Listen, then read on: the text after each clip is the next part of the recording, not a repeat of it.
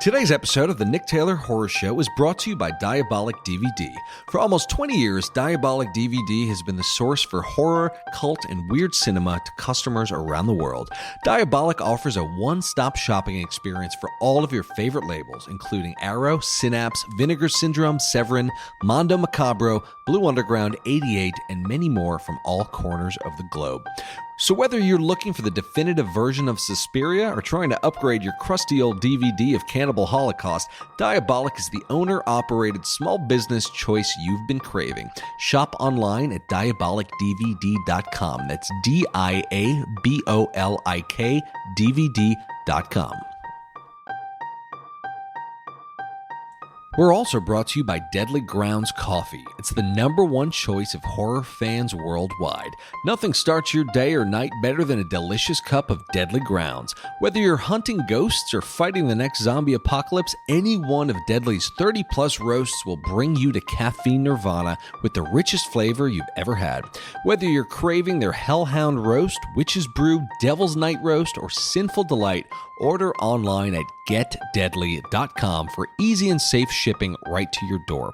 We know that once you go deadly, you won't go back. Join the deadly revolution today. Be bold, be different, be deadly. Deadly Grounds Coffee.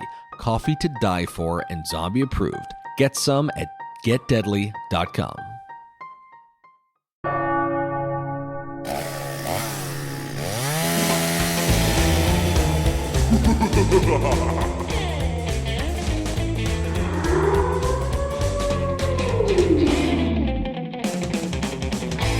Welcome to the Nick Taylor Horror Show. Joe Russo is an American writer, director, producer, and podcaster. On top of being a very accomplished screenwriter with multiple scripts under his belt, including the recent Bruce Willis thriller Hard Kill, Joe's had a multi-year collaboration with Mick Garris. And in addition to producing Mick's Postmortem podcast, Joe produced the amazing anthology Nightmare Cinema last year. Joe's most recent project is his feature directorial debut, The Au Pair Nightmare, now on the Lifetime Network. The Au Pair Nightmare tells the story of Taylor, a young au pair who cares for a family who holds a deep, dark secret. It's a really fun watch, and you can stream it on Prime Video right now. He's a household name in the horror community, and I really enjoyed chatting with him. Please give it up for Joe Russo. Well, cool. So how did the Au Pair Nightmare come together? That's a really good question. So we were making Nightmare Cinema, and we were in post-production, and one of my producing partners on the movie, Nancy Leopardi, she had seen my short films, and she had read some of my scripts, and she's like, "You're a good writer, and your directing's good. I know you want a chance at a feature. Why don't you come at us with a indie female-driven thriller that we could shoot, for a really cheap price, and shoot it in 14 days, and we'll let you write and direct it."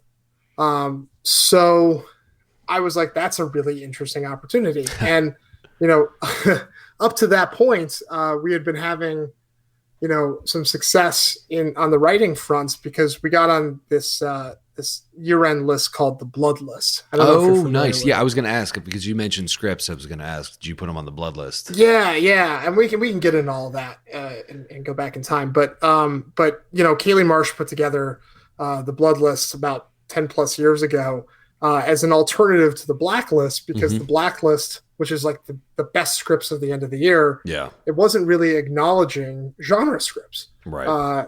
Much like the Oscars doesn't really like to acknowledge genre. The scripts were not getting the love on the Blacklist. So she's like, well, let me do the same thing. Let me pool my executive relationships around town and ask them what are the best, horror and dark genre scripts that they read this year. And we were really lucky. We got on 3 years in a row with 3 different scripts. Oh, wow. Got on the Blood List.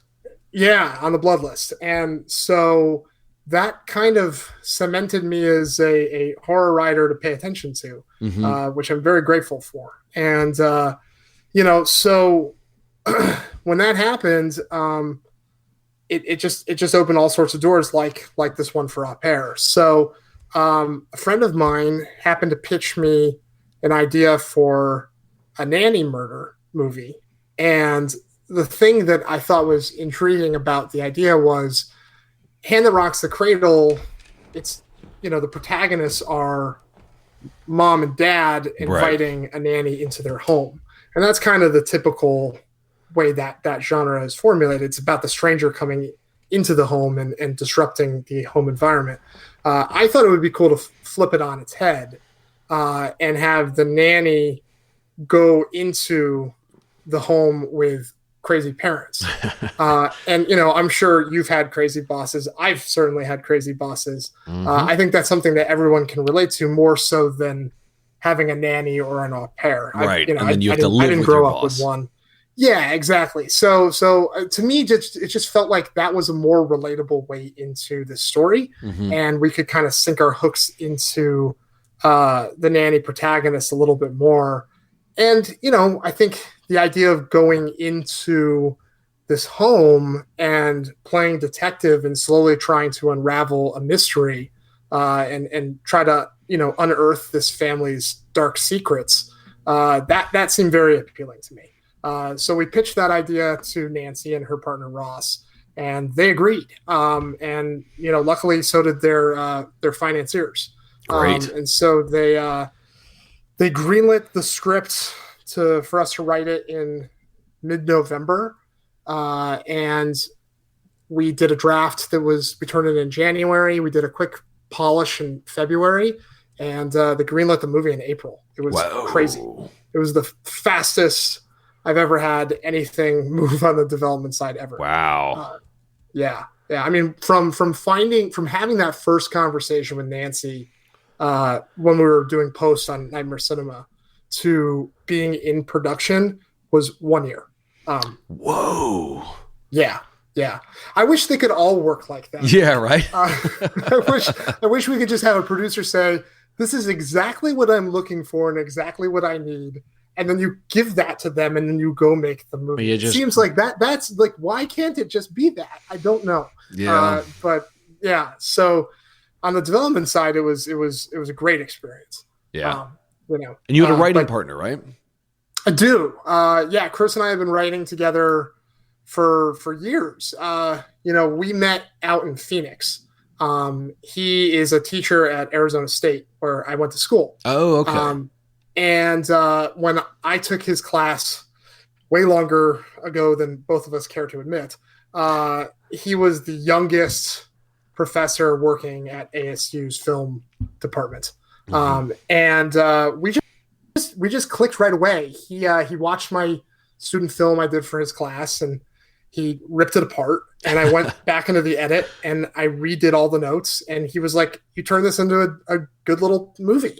And, we stayed in touch, and because I knew he would give me honest feedback, I would bring my other projects to him kind of throughout film school. And when it came time, when I graduated, he was prepping a little tiny movie called The Graves, which was a after dark 8 films to die for movie.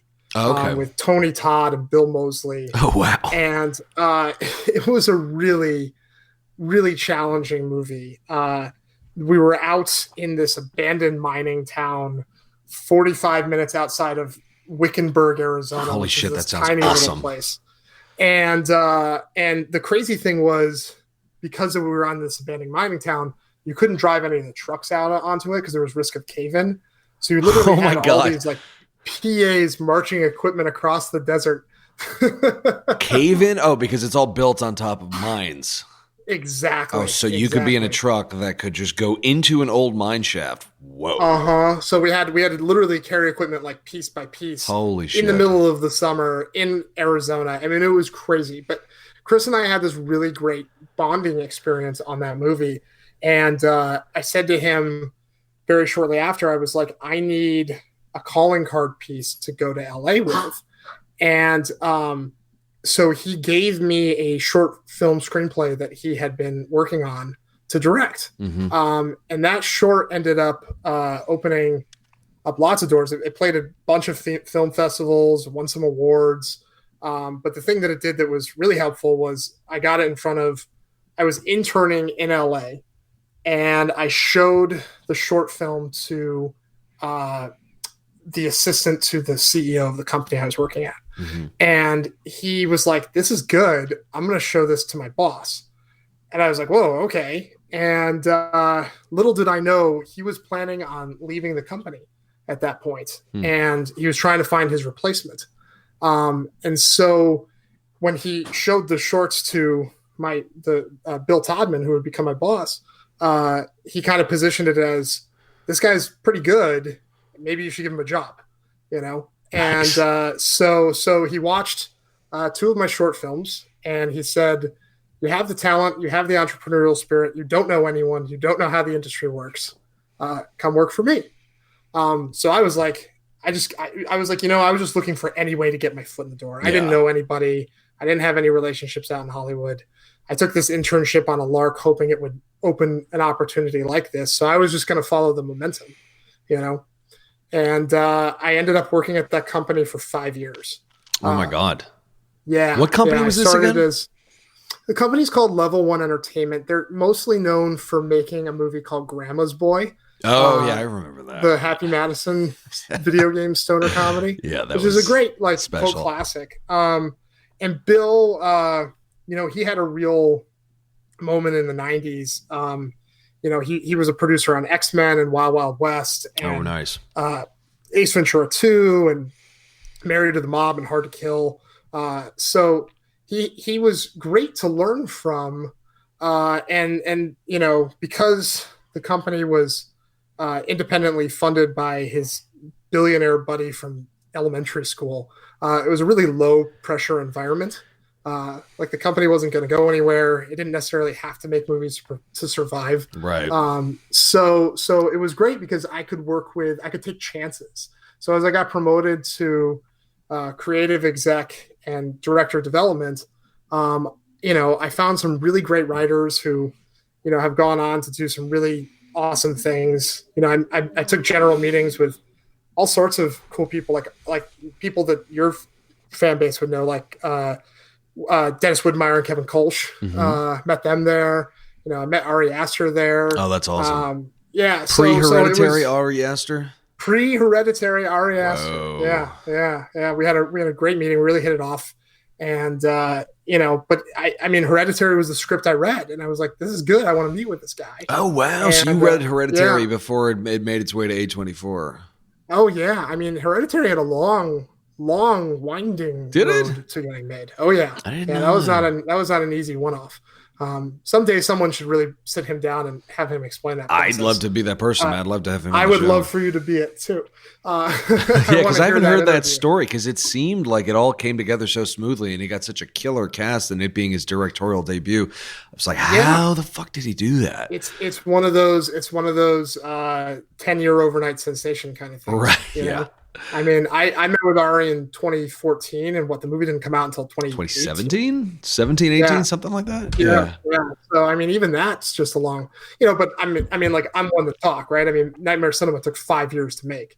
Did it really? Oh yeah. Whoa. Oh yeah. Yeah. I met Mick Mick Garris in 2014. Oh, all right. Is that how you guys came together? Was on Nightmare Cinema? Yeah. Yep. Yeah. Nightmare Cinema actually birthed the Postmortem podcast, not the other way around. Interesting. Yeah. We met when I was director of development at that company. Okay. And he said, I really want to reboot Masters of Horror under a new name. Mm-hmm. And I want to call it Nightmare Cinema. And I was like, I love Masters of Horror. I don't know how we're going to do it, but we're going to figure it out. Yeah. And so we were trying to pitch it as a TV series. And we went to his amazing Black Book of Contacts and got a bunch of letters of intent from, a who's who of horror directors. And we walked it around to all the, different studios. And we couldn't get over kind of this interesting conundrum, which was they really liked the names on the list, especially the names that were at the top half of the list. Mm-hmm. And what their fear was, they were going to spend all this money developing these scripts, and then the directors that they really wanted were going to be off doing something else. And they wouldn't be available to Okay. shoot it. And so we couldn't figure it out. And so my boss at the time kind of pronounced the project dead. And I left the company shortly thereafter. And I called Mick back up and I said, I still really believe in this thing. You know, maybe I can find a way to get a script paid for as a feature. And that's what we did. I found the money through a friend, my friend Brandon Hill, who's at Fangoria now. His company put up the money to do the script. And we that's when we got Alejandro Briguez and David Slade and Joe Dante and Ryuhei Kinemura. And that was probably fall of 2015. Okay. So, I mean, this thing had a long gestating. Yeah. No, but the fact that you didn't give up on it and then you kept adapting it, and as far as all right, if it can't be a series, let's just do a feature. Because I mean, now that there's a feature, I would imagine there possibly could be more interest in doing a series now that people see what it is, or a series of movies. I'll just say this: we might be exploring a sequel. Cool. I hope so. It was a fun night, in a theater. It just reminded me of, I know anthology movies people have mixed feelings about, but this was so much fun. So much fun. I got to see it at Outlook. Or not Outlook, what am I saying? Overlook. Microsoft. Overlook. The Microsoft World's only film festival. No, I got to see it at the Overlook Film Festival. No, it was. I mean, we had an amazing festival run too. I mean, I joke that we made this movie so Mick could go on vacation around the world. Oh, cool.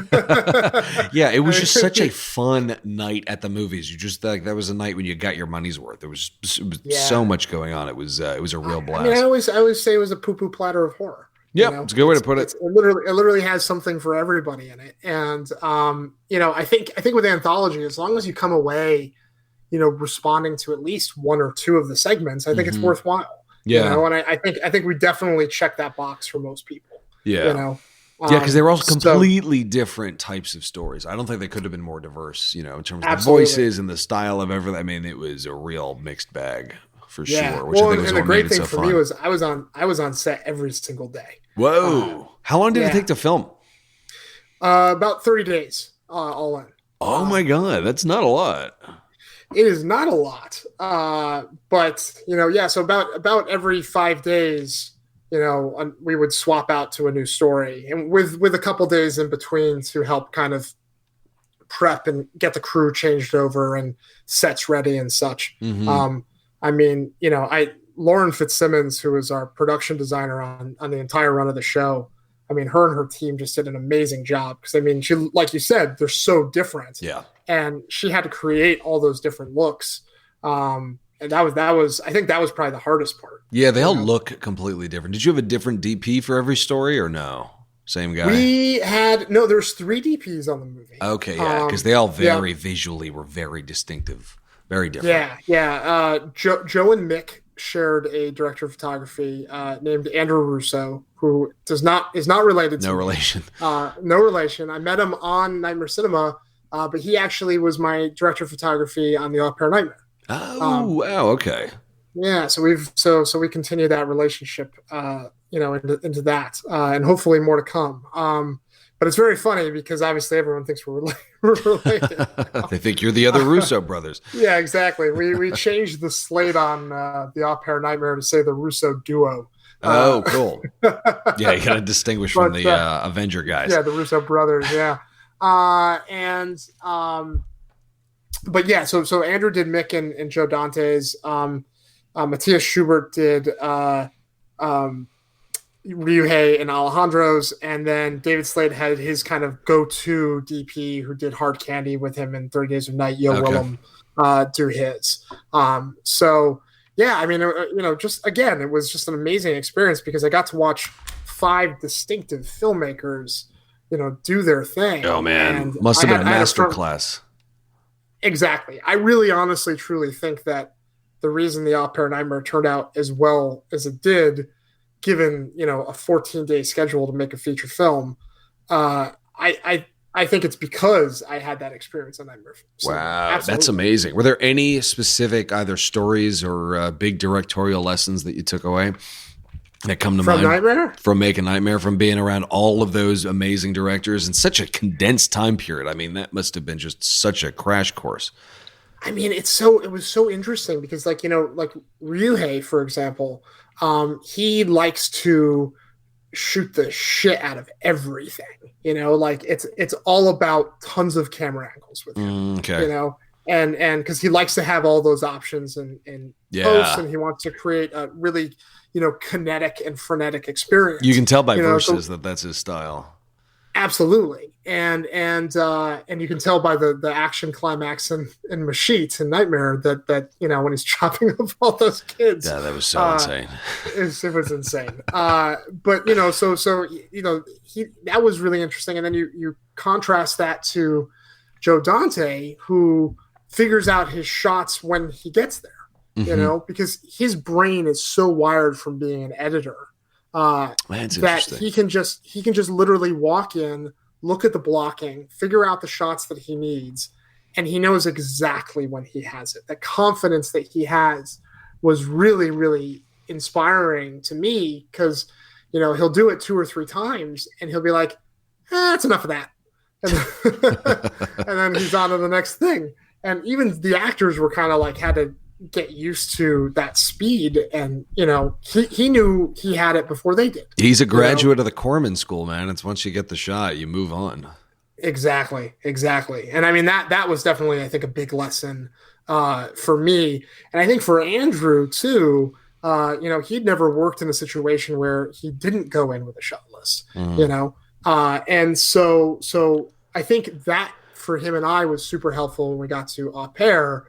And we had a lot of shifting schedules and shifting locations and just, kind of production hiccups that we had to work through that constantly made our shot list have to change. So him having the confidence of having already instinctually worked through shooting scenes with Joe was definitely a huge boon for me in terms of, being able to be like, okay, here's exactly what we need to make this scene work, So I mean, so much stuff, and and I think the biggest thing that I ported over from Nightmare Cinema to Au Pair Nightmare, other than Nightmare being in the title, is I think Mick talks about this a lot, and I think he even talked about it on when you had him on way back when. So the biggest thing, other than porting the title over from Nightmare Cinema to Au Pair Nightmare, was and Mick talked about this, I think, on your episode. I think you have to try to dig a little deeper emotionally when you're doing a horror film, and I think those are the things that tend to stand out. And I tried to, even though Au Pair Nightmare is a thriller, and it's a thriller that ultimately aired on Lifetime, I was like, how do I take I think Lifetime, Joe Bob Briggs said it best a couple months ago on the Halloween Hootenanny. He said Lifetime is making the best and the only exploitation movies around these days anymore. They're like, they shoot them for a couple $100,000 and they shoot them in no time. They're scandalous as hell. Yeah, they're scandalous as hell. They're really soapy. They're really over the top. They're, and I was like, well, how do I take those things like so and make it a little bit deeper than just man stalks woman or woman stalks man or woman stalks woman or what like how do I dig deeper into that? How do I find a story that can like really lean into something that can get under the skin? And that was why that story that we came up with, that we pitched, I was so excited about, because there's a whole element of obsession for both the protagonist and the antagonist. Yeah. And the protagonist basically gets to look into a dark mirror with this story. She gets to see, like, if she sees, like, at the beginning of the movie, tragedy strikes, and her boyfriend, who had just proposed to her, is killed in a car accident.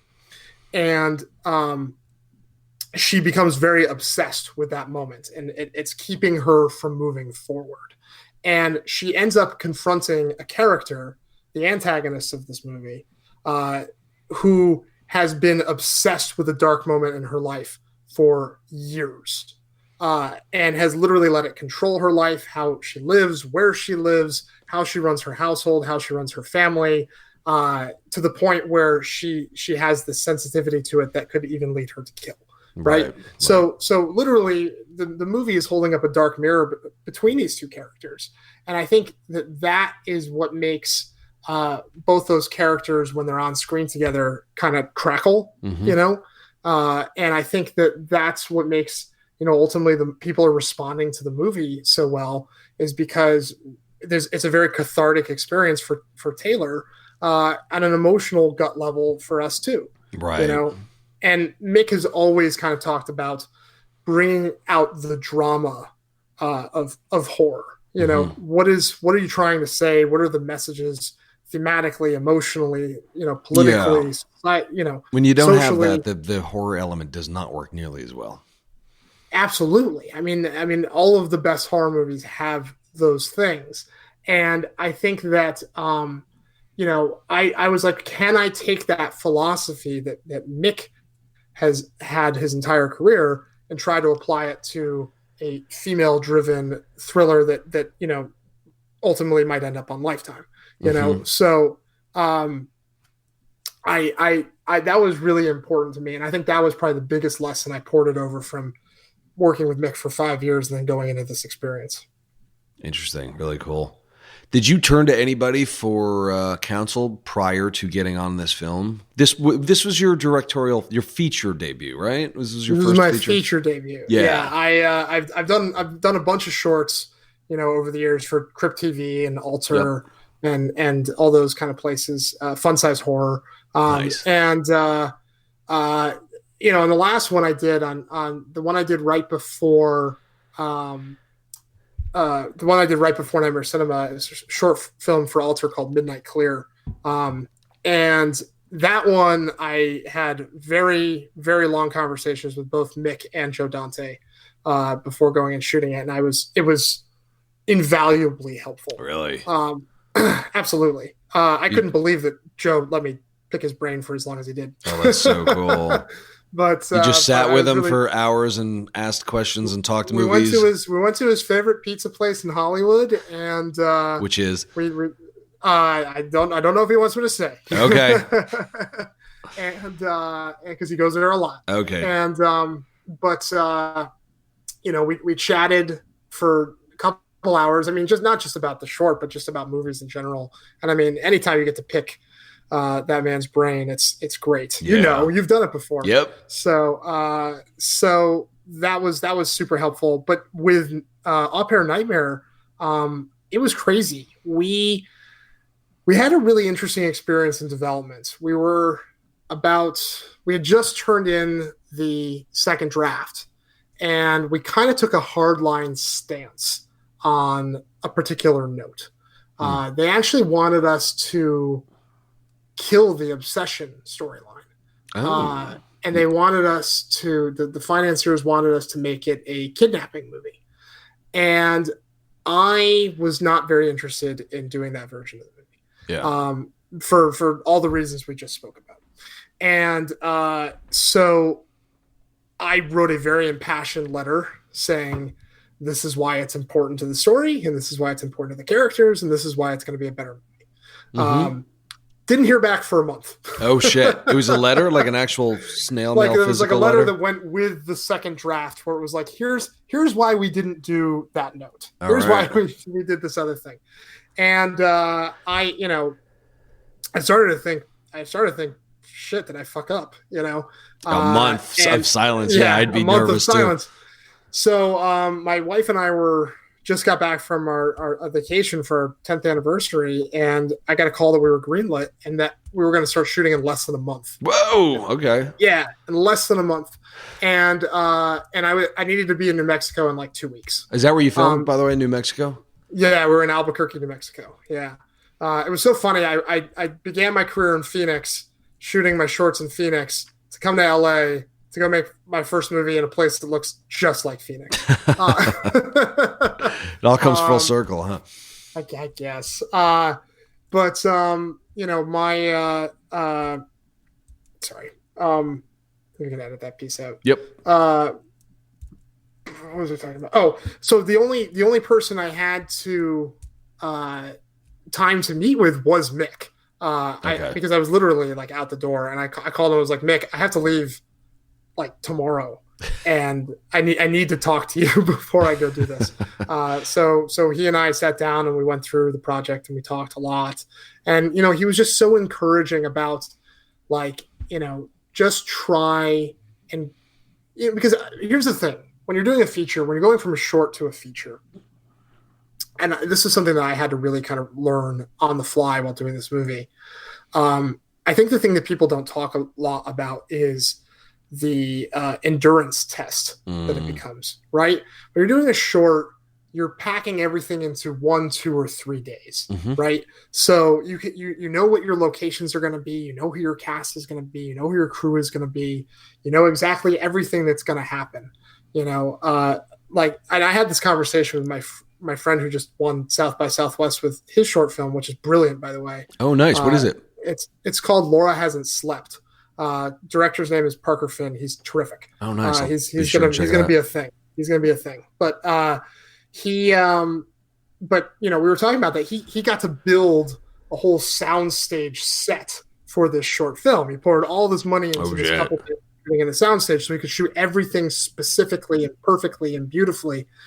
And on a low budget run and gun indie, you don't really have that luxury. And you're moving really fast, and things are constantly shifting, locations are shifting, actors are shifting, and that was something that I had to kind of learn on the fly and say, can I do this? Can I adapt? Because a lot of those things were just beyond my control. They were beyond the producer's control. It was what it was. Right. When the both the ambulance and cop car picture cars broke down. Oh hell! That's just something that happens, and you gotta figure it out, So, right. Yeah, I mean, it's so that was the big, I think, shift, and I think that was what Mick was most encouraging about, was just kind of talking me through that process so that I could be mentally prepared for it. The endurance element. Yes. Yeah. Not just the late nights, but that whatever can go wrong will go wrong element of filmmaking. Yes. And to try and constantly be the cheerleader and champion and, not let it get to you and push through. And, cast, I think was the cast would know my first assistant director, Artie, and Andrew and I, we kind of kept all of those issues to our little triumvirate. Yeah, because I feel like if you start to lose it, the cast and crew, they catch on, and then their morale starts to go, then it's sinking ship. No, and what's been great is as the movie's been coming out, a lot of the crew and the cast too have been reaching out and just saying how much fun they had making the movie. That's awesome. How happy they are that it turned out well, and and so that's like, okay, good. We kept all that stuff kind of bottled up. That's good. But I think I really credit that with having that conversation with Mick ahead of time. And did he basically say no matter what goes wrong, you got to keep it together on set? Essentially, you have to be there for the actors. You have to be their support. You have to be there, and on this movie where I didn't have the budget and schedule to do anything super flashy, nor I think does a domestic thriller allow you to do any kind of crazy stunts or gore effects or, anything like that I think another low budget horror movie could rely on, just to be buzzy. I had to rely on the performances, that to me was the big crucial thing. And I knew that in our villain, we had the chance to create a really memorable character.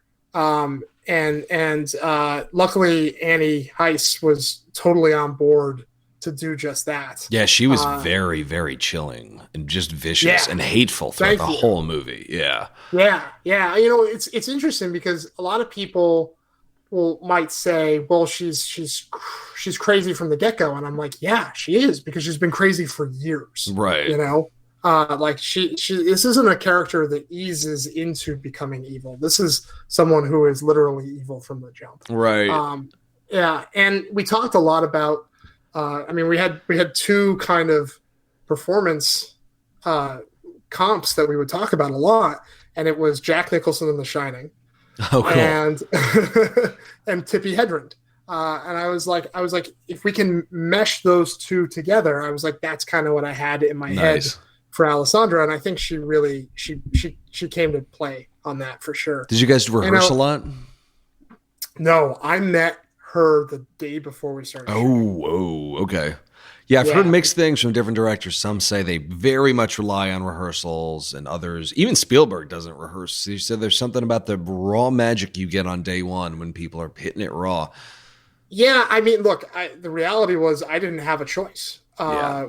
Because we were prepped the movie in 3 weeks. Those roles were cast Wednesday, and we were shooting on Sunday.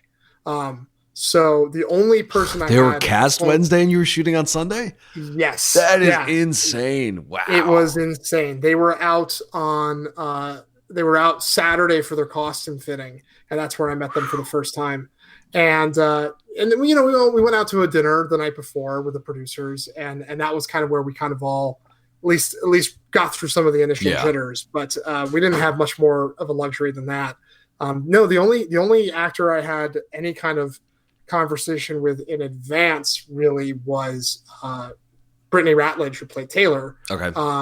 and that was only just a phone call, and I could just tell right away that she was going to bring the empathy I needed, and I think she really does a great job. I mean, I can't wait for her to get cast in like a true slasher type movie because I think she'll be a great final girl. Oh yeah, yeah, I can Uh, totally see it. I can totally see it. Yeah, I mean, yeah. her star power was huge. I was surprised I'd never seen her anywhere before. Before Yeah, this I mean, I movie. hope we see a lot more of her. Yeah, no, she had worked with Alejandro Borges in an episode of From Dusk Till Dawn, and Okay, she when did I look a little told him, familiar. yeah, when I told him that she was in the mix, he was like, "Go with her," and so that was really really helpful. I'm really grateful for that. That's great. Yeah, yeah. So Yeah, because I feel like when it comes to casting, it is important to hear from other directors that this person is going to be reliable and they're going to be calm on set and they're going to they're going to be able to do what's needed because a lot of actors just break, particularly with horror movies. But I feel like that's half the battle is not just how talented is the actor, but are they going to be reliable? Because yeah, I've heard horror and stories from directors that say Eli Roth has a thing about how you don't if they're either completely and totally new to acting, or if they're super famous, they're great to work with, but anybody in the middle will fuck up your movie. And I think Umberto Lenzi told him that. They either have to be super famous or just starting out. Anything in the middle, they will break down. that's really funny. I mean, luckily Brittany came to play, and I mean, she, really quickly, I think you start to figure out what actors you can rely on in the order of coverage, right? Like Mm, some actors are going to burn out quick. Some actors they need some time to get warmed up. The thing about Brittany was she was good whether we started with her or whether we ended with her. And so she was just, I always went to her in a pinch. It was like if I had other actors in the scene that I knew were going to burn out quick, I could always rely on going to her coverage mm, later, and she would be just as good as she was take one. yeah. I mean, yeah, I think she's going to have a great career ahead of her. Mm.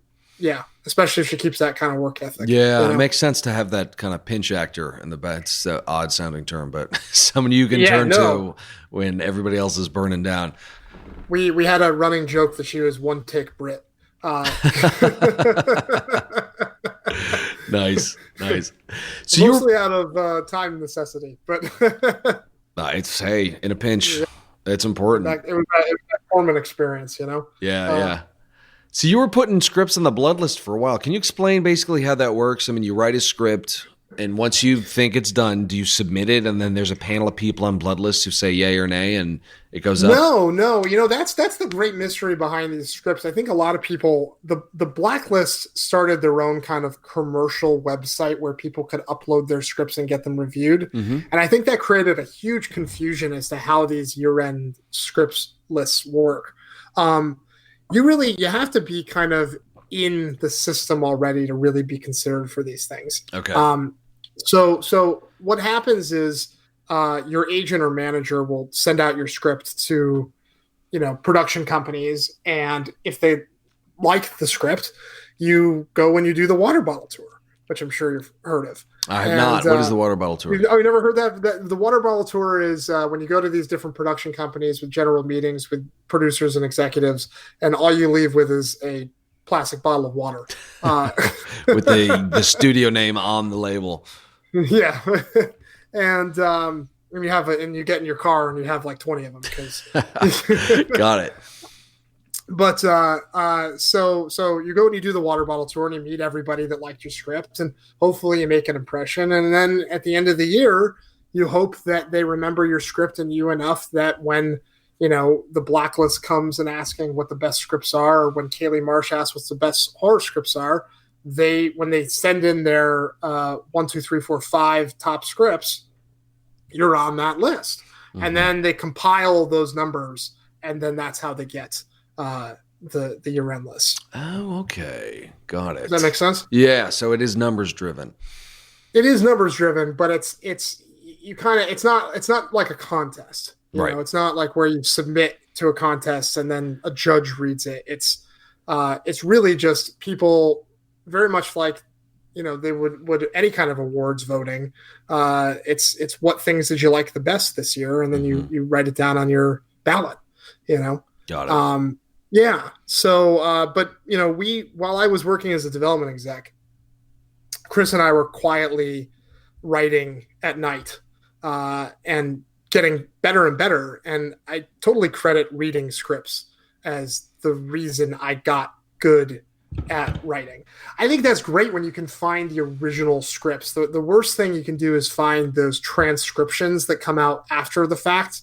That's word for word of the movie. Yeah, that's not helpful. I hate those, and I love. That's not the. Sorry, it's not the thing that sold. It's not the thing that sold. It's not right. The thing that got development execs to love it. It's not the thing that got them signed with an agent or manager. It's like you want to find those versions of the scripts because that's the rawest, purest form of what the writer intended, and that's the thing that got people excited in the first place. Yeah. And as a filmmaker, it's important to see that, see this, and also see how not every movie, the script is not ultimately what becomes the movie. So a lot of times the original scripts are very different from, what the movie becomes. We just had a Bruce Willis movie shoot right before coronavirus shut everything down. Oh, is this that horror thing that he's doing? I forgot. I just saw it somewhere. No, it's just an action movie. Oh, nice. Absolutely an action movie. Yeah. And if you saw the original script, it is a completely different movie from what we ended up rewriting and what they shot. My favorite thing about it is reading scripts for movies that you know really well, and then there are all these new scenes. It's like better than the deleted scenes on DVDs. Like Pulp Fiction had these different scenes that I'd never seen before. That were not in the. There's like one or two little scenes here and there that are just like, oh, holy shit, that's cool.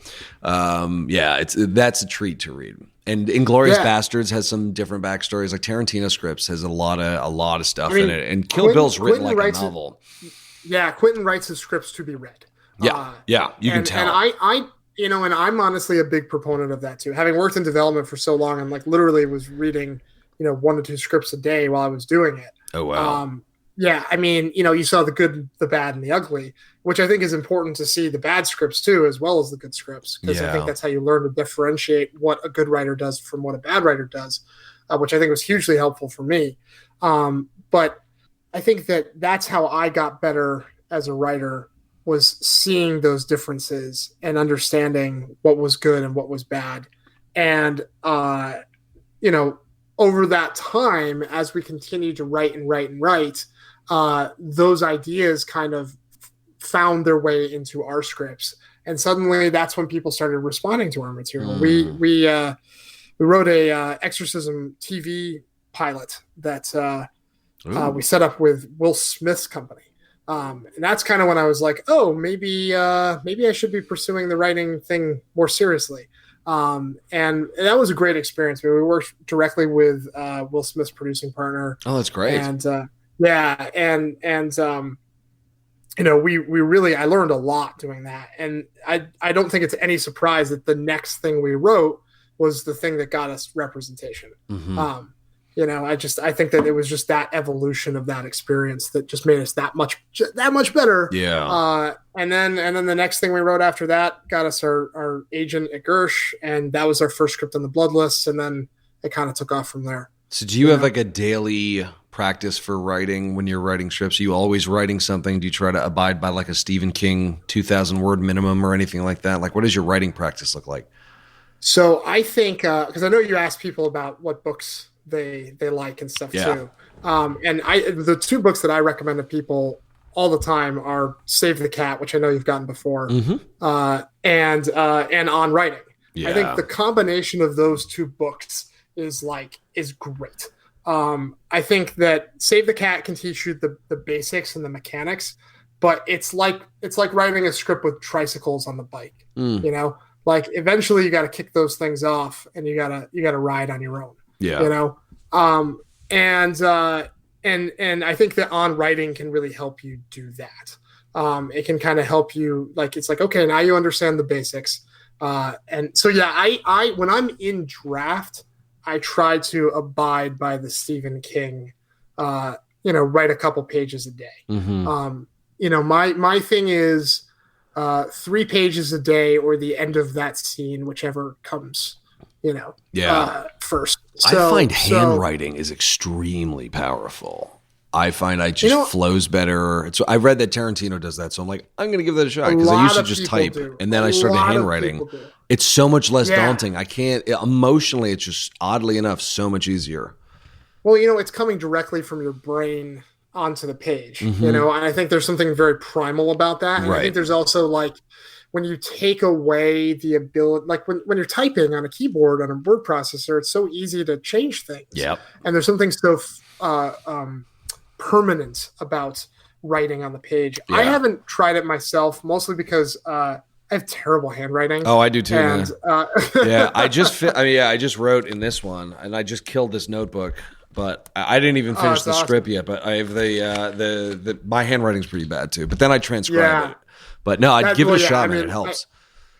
I might try it at some point. Because I keep hearing people just rave about it. But I'm really comfortable writing on a computer. Yeah. I have I've never had any issues in terms of any kind of like writer's block or something. Like when I sit down in a word processor, that's not intimidating to me. Mm-hmm. What's intimidating if you want to call it block, it's coming up with the initial idea. Okay.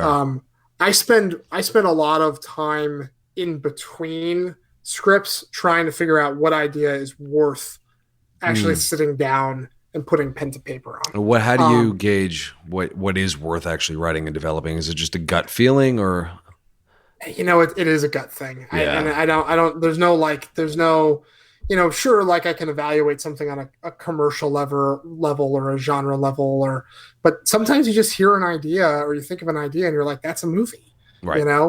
And then sometimes you have that gut reaction and you start laying it out and you go, maybe it's not, and then that thing goes to the side and you move on to the next. But once Chris and I agree on a project, and we're like, this is what we're writing, and this is the story we're passionate about, then things kind of start moving quickly, and then we start doing that Stephen King thing of let's crank out a certain number of pages a day, because I think that, it's brilliant. If you do 3 pages a day, you'll have a script in a month, right? Right, and that's unbelievable. And and 3 pages a day, you could do that in an hour or two. Mm-hmm. You could do that with a full-time job. Totally. There's nothing stopping you from taking an hour out of your morning, get up an hour earlier, crank out 2 or 3 pages. Yep. Yeah, Duffy, who did Boondock Saints, I forgot the guy's first name. He wrote it while he was bartending. Troy Duffy. Yeah. Yeah, wrote it while he was bartending. And bartenders are so busy and they're still going back and forth. But he just ever so often would write it out, and then he made Boondock Saints. Yeah. Yeah. When I was doing the development exec job, I barely had time to write, I was, even right now, just managing my producing projects outside of, my writing things, it's I still don't have a lot of time to write, but Right. you have to carve that time out and be like, okay, I'm going to take these couple hours a day, and this is when I'm going to crank out those pages.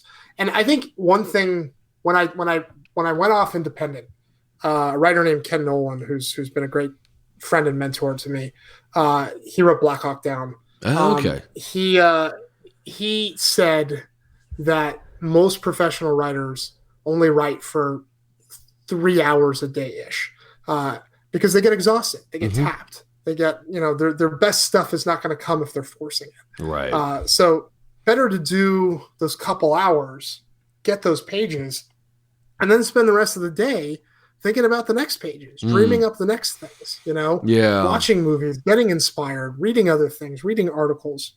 I think that's You never huge. know where that life is inspiration is going to come that'll end up on the page. Yeah, I You know? feel like we're in such a hustle culture, which definitely has its merits in a lot of ways. But I do think, particularly as a creative, there is something to that downtime where you're able to absorb more, by relaxing and watching movies, so that you can kind of let your creativity sort of reset itself and recharge. Yeah, there's. Did you ever read The War of Art? No, I've never read That's the a War of good Art. one. I would put that up there. It's close to, I mean, in terms of just recommendations for writers, I'd put that up there with On Writing. It's really good. It's kind of bizarrely like a self-help book. It's about you Okay. just getting out of your own way as a writer. The guy who wrote it wrote a number of novels. It's basically from a novelist, but it's applicable to anybody who does any sort of creative endeavor. Right. Well, I mean, as is on writing. Yeah, yeah. So It's the beauty of it. It's so universal. But yeah, it's a short read. It's every page has like a single lesson on it.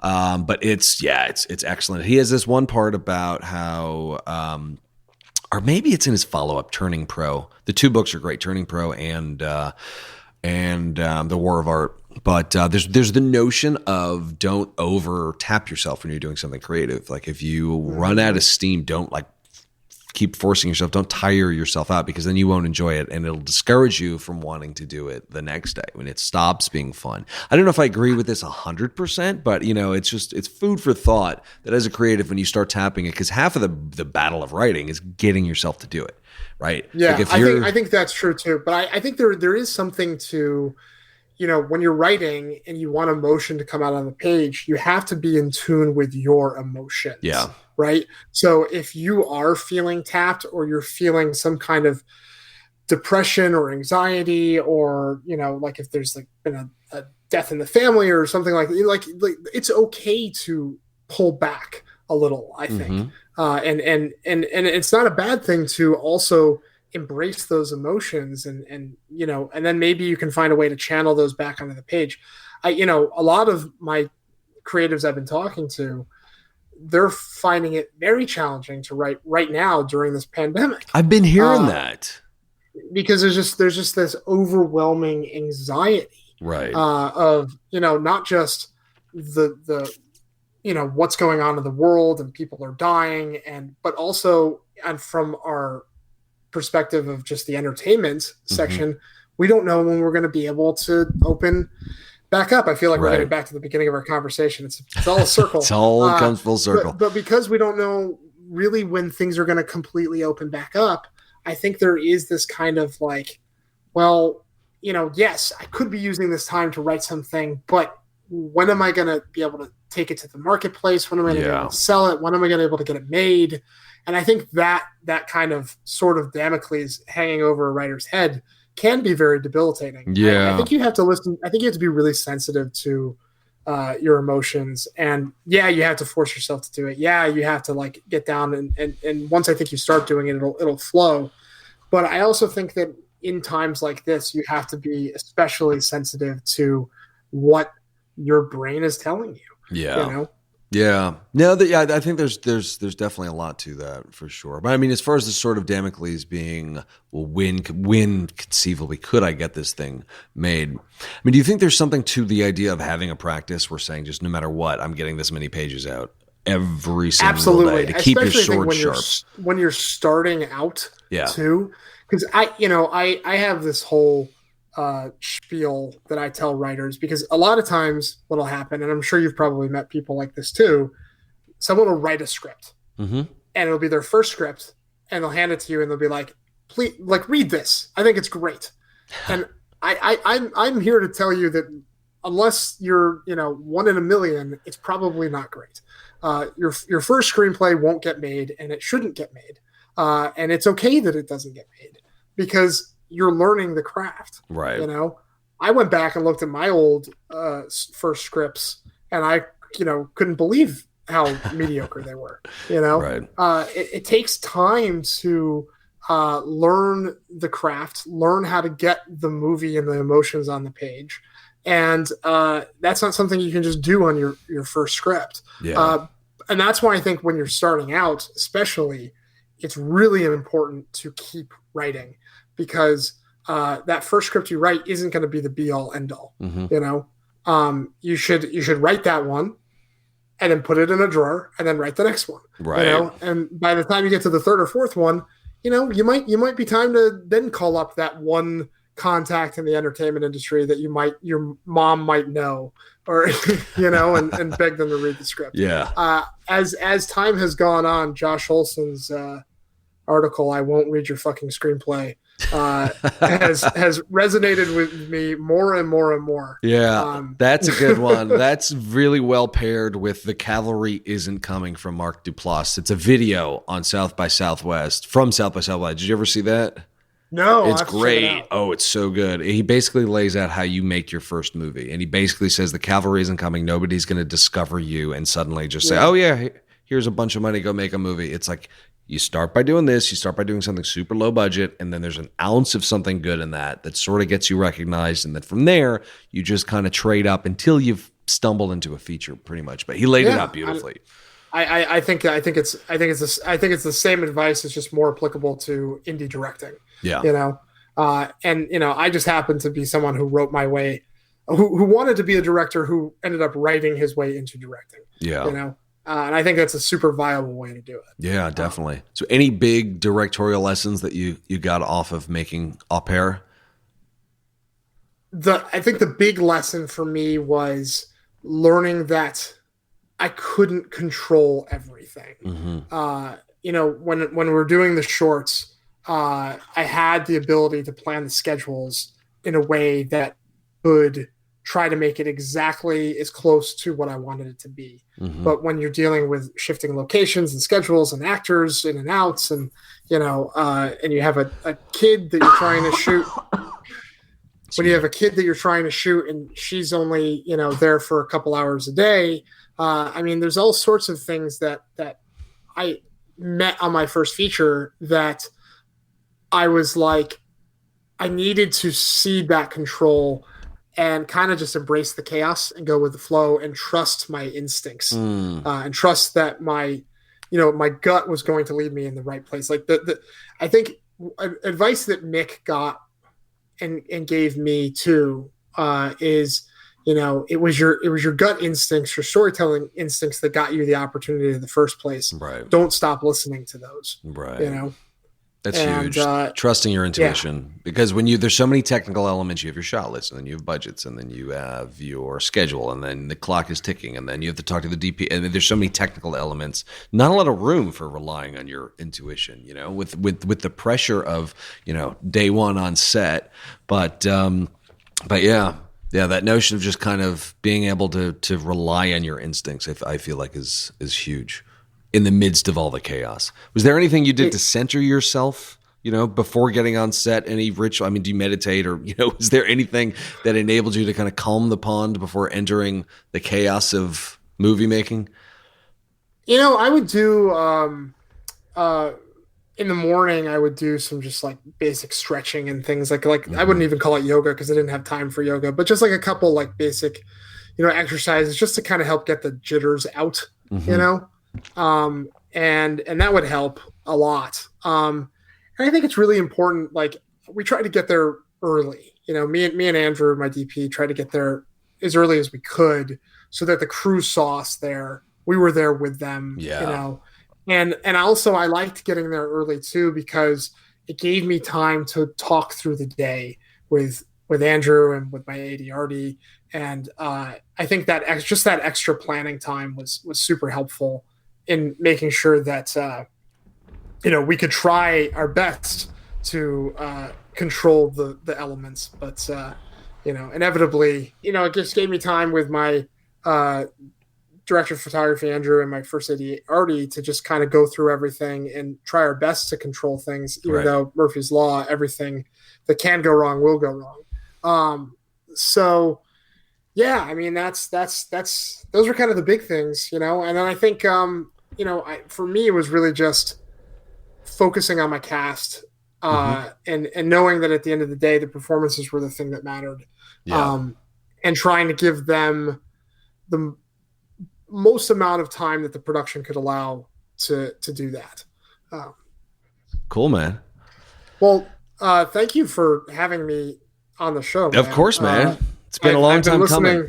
Yeah, and I've been listening to the show forever, and I'm a big fan. And much I really, truly, I will say this: you were probably second to Mick Garris have the best horror voice in podcasting. Oh man, that means a great deal. Thank you so much. That's huge to me. Thank you. Yeah, thanks, Joe. Yeah, no, much better than me. I hate listening to myself on the postmortem AMAs. It's tough. Yeah, it's nobody likes the sound of their own voice. Even Mick Jagger hates to listen to himself sing. So nobody likes the sound of their own voice. I think even Mick, who has like the most soothing podcast voice.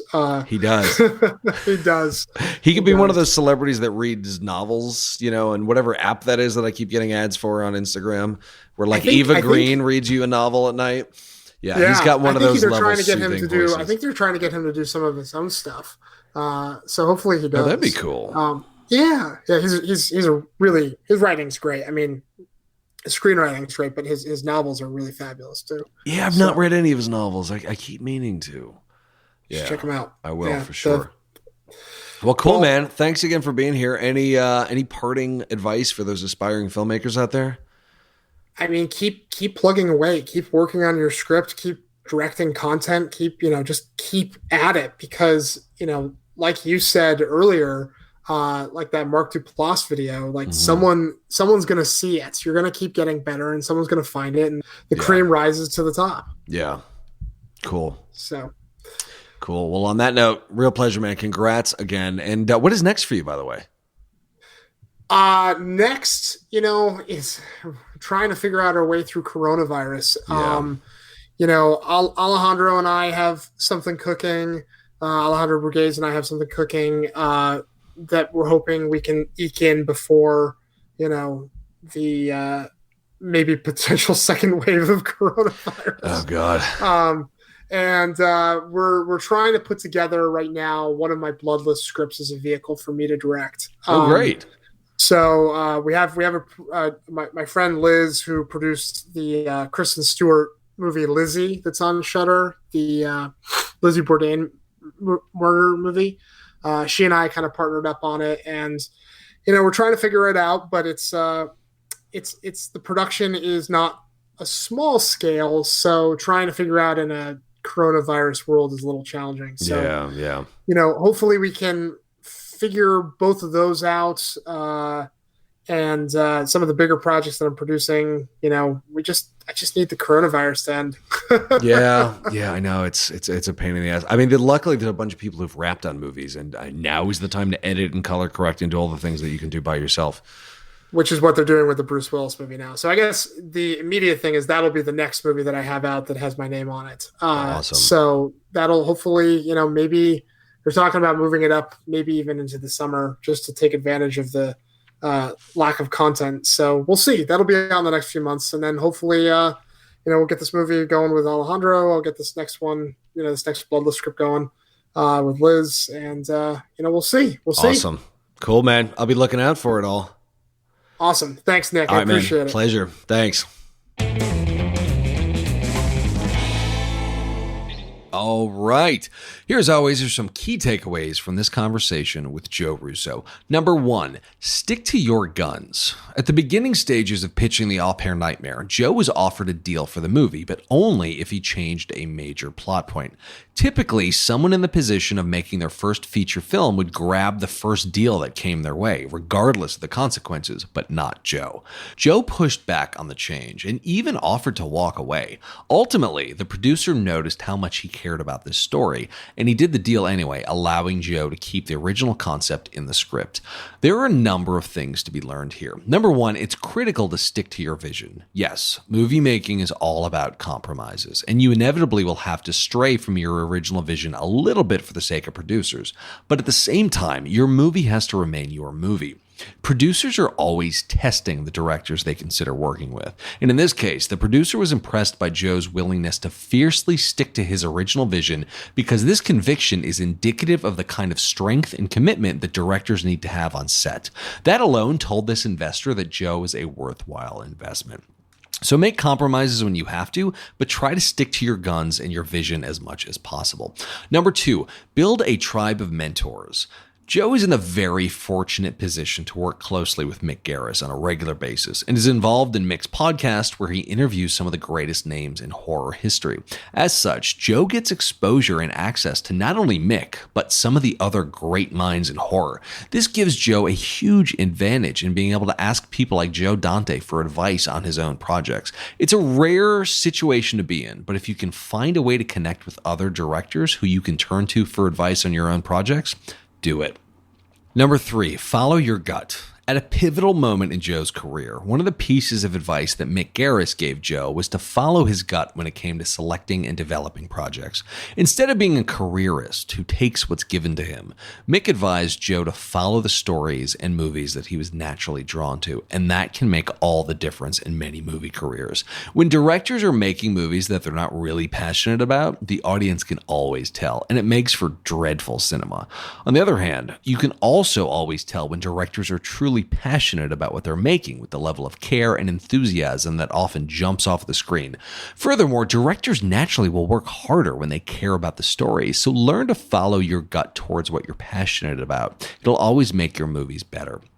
Number four, dig deeper. Another piece of advice that Mick gave to Joe was to always dig deeper into the horror element to find the real, relatable emotion. Joe took this very seriously when developing The Au Pair Nightmare, which easily could have been a very straightforward thriller, but instead had this entire level of psychological depth. Concepts like obsession and psychopathology are fascinating to explore, and this imbued The Au Pair Nightmare with a real spirit of psychosis. It made the movie a very interesting and fascinating watch, above and beyond most thrillers. So always take the time to dig further beneath the surface of your characters, as doing so will make them more interesting, relatable, and will ultimately make the horror and the thriller elements work even better. Number five, direct for Lifetime. As Joe Bob Briggs mentioned, one of the only companies putting out exploitation cinema these days is Lifetime. Au Pair was a little on the tame side of outlandishness, but when you look at the plots for some of these Lifetime movies, you'll soon realize they are entirely modern exploitation cinema.